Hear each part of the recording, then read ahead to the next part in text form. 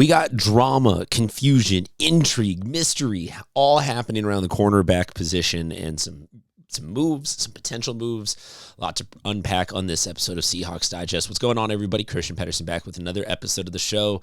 We're still trying to kill time here between now and the season, but we're slowly ramping up the intensity, and we do need to talk about the next preseason game, and we will eventually get to that this week. But for today, we're going to talk about some more roster moves, both in the actual happening and the potentially happening. Maybe answer some questions. Also, ask. You get what I'm saying. Every day we're going to have content. So if you want to like, subscribe, share, follow, all those are the YouTube buttons. Fantastic. If not, as I always say, zero worries. I'm going to be here blabbing on about things. Like I said, the cornerback. This will be maybe our first ever run. I guess by mentioning the running backs, this isn't a fully running back free episode, but we got to talk about the ongoing drive to try and find the depth, the positioning, the help that the Seahawks need at the defensive backfield level.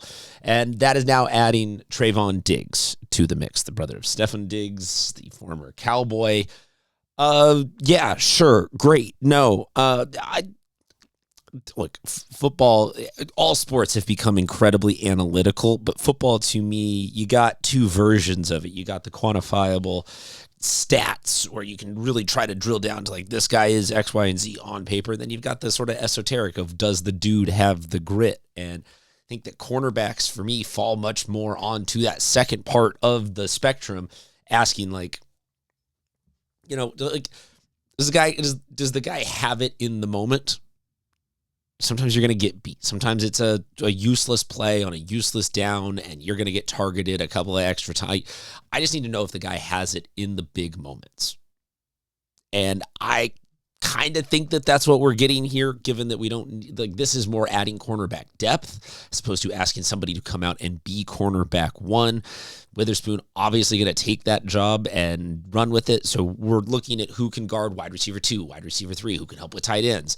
That I'm fine with assigning this as part of the gig here. Second cornerback to talk about, though, is the ongoing saga, drama, questions, whatever you want to say, about Terrion Arnold. And it has now gone from him being, he's working out with the Seahawks and some other teams, to the Seahawks dipping their toes in it and saying, yeah, we intend to sign him to the Seahawks, then having to explain and discuss the signing him, and knowing things about the commissioner's exempt list is going to be involved, but not really clear about what the existing litigation is going to end up doing on Terrion Arnold's ability to be part of the team. And there's been some quotes now coming out from Adam Schefter about how the Seahawks knew that this was going to be a likely outcome of him going to be on this, but they were uncertain about what is going to be the exactitudes of the punishment and if he's going to be back this season, and that there's been some communication and back and forth, et cetera, et cetera, et cetera. And it's going to potentially look like he could still be out the entire season, and the Seahawks might end up needing to, if they do sign him or have signed him to X, Y, or Z expectations, still be on the hook for some degree of money. And yeah, that's a bummer, but I get it. Kind of like, this is the Seahawks. All these quotes continue of just the Seahawks absolutely planning to sign him and still think that they will wind up signing him. But now you got to figure out the legal issues that are being navigated. And then we've got other, like, if you really go down the wormhole of different reports that are coming out, you've got some people maybe hypothetically saying, oh, the Seahawks are already getting some back channeling from the league, that this is going to be an all-season thing, so they're trying to backpedal and get out of it. Or maybe they're going to find a way to sign him and put him just, like, on the practice, like, varying tiers of eligibility and required what to pay. And it all just kind of, to me, I rub my head right here, and it gives me a little bit of a stress headache. And I wanna believe the good faith nature of the process of them talking to Jalen Milroe and some other friends and people, and to looking at like, hey, is this guy capable of fitting in here and all of that.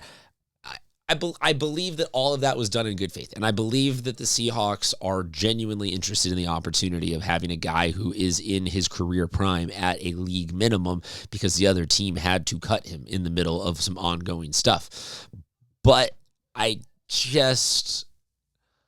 wonder if the juice is worth the squeeze on this one, given that he hasn't even really become a Seahawk yet, and there's already headlines about, well, will they, won't they,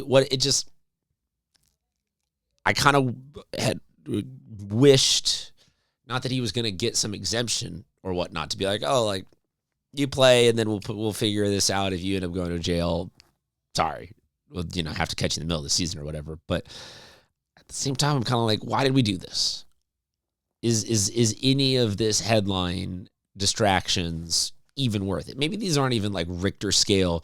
Oh my gosh, this is tearing apart our defensive secondary. Jalen Milroe's going to quit if we don't sign. Like, I don't want to be catastrophizing and saying that it's that kind of a level of stress, but while I understand the desire and urge from the Seahawks to go out and get a guy in that situation, I just don't know why you would overcommit yourself to something like that. And now, even if it's a small hit, putting whatever $100,000 on just dead cap because you're just paying for the, hey, well, what if he gets a favorable legal outcome? It's like, oh, then we've got an ace up our sleeve. I guess I get the temptingness, but I'm just like, this same time feels like something that we absolutely do not need right now. So really curious what you guys think, because